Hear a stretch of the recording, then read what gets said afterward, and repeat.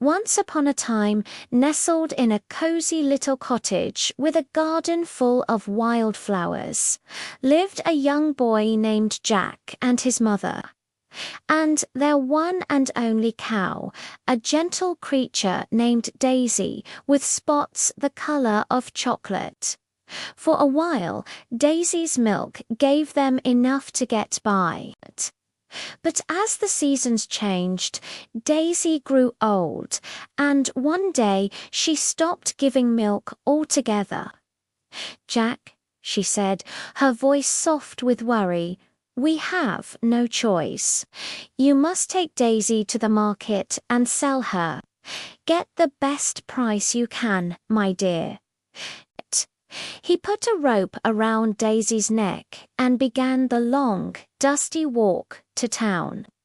He hadn't gone very far when he met a peculiar old man with a twinkle in his eye and a long, wispy beard. The man stopped and pointed at Daisy. "That's a fine cow," the man said. "Where are you taking her?"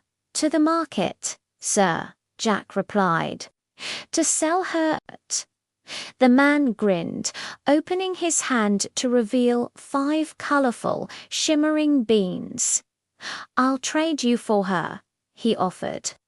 "These aren't ordinary beans, you know. They're magic."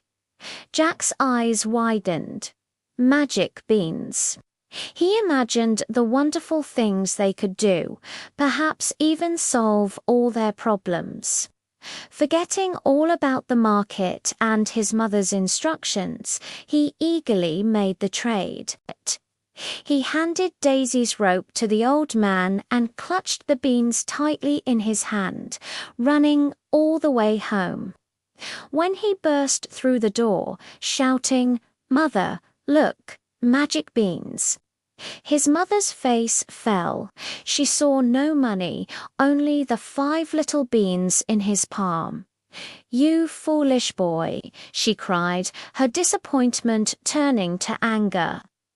"You traded our only cow for a handful of worthless beans." In her frustration, she snatched them from his hand and tossed them out the window into the garden. That night, Jack went to bed with an empty stomach and a heavy heart. But when Jack woke up the next morning, something was different. A strange green light filtered through his window. He jumped out of bed and gasped.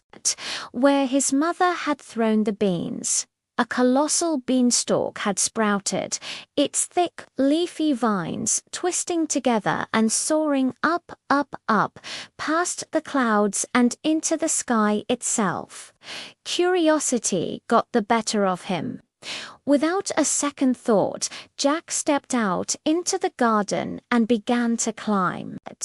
He climbed for what felt like hours, higher and higher, until the world below was just a tiny patchwork of green and brown.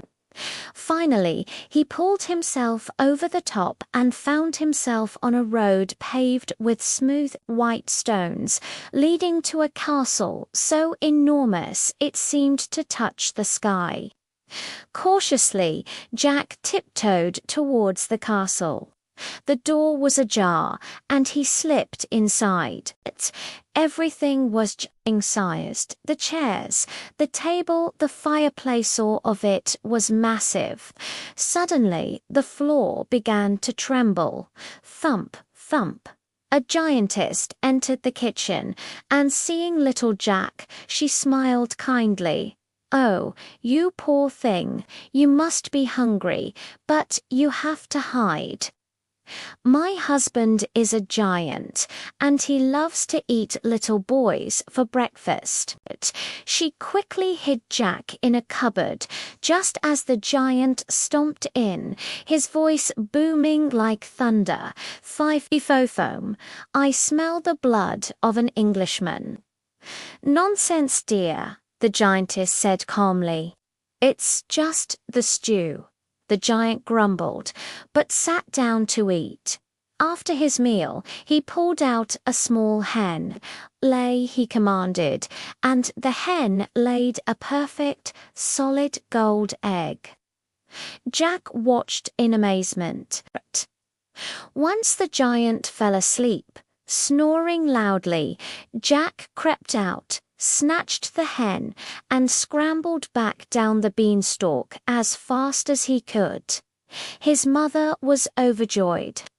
The hen laid a golden egg every day, and soon they were no longer poor. But Jack couldn't forget the castle in the clouds. A few weeks later, he climbed the beanstalk again. This time, he hid behind a curtain and watched the giant count his treasure, a beautiful golden harp that played the most enchanting music all by itself. Once the giant was asleep, Jack grabbed the harp, but as he ran, the harp cried out, "Master, Master!" The giant woke up with a roar and chased after him. Jack scurried down the beanstalk, the giant's heavy footsteps shaking the very leaves. "Mother, bring the axe," he yelled as he neared the bottom. He jumped to the ground, grabbed the axe from his mother, and with all his might he chopped at the base of the beanstalk. Crack!